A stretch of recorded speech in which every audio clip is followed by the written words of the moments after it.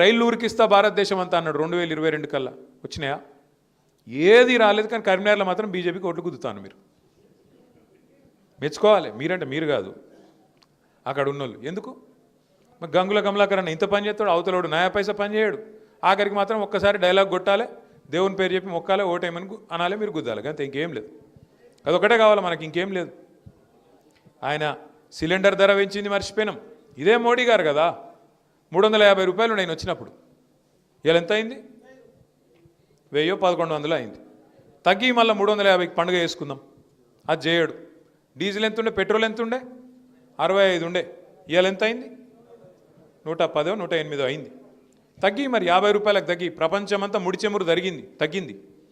ముడి చమురు ధర తగ్గుతుంది, కానీ మోడీ చమురు ధర తగ్గది. ఏడుకోతున్నాయి పైసలన్నీ. మరి ముడి చమురు ధర తగ్గితే లాజికల్గా ఇక్కడ కూడా తగ్గాలి కదా, పెట్రోల్ డీజిల్ తగ్గది. ఎవరికి ఆడుకోతున్నాయి?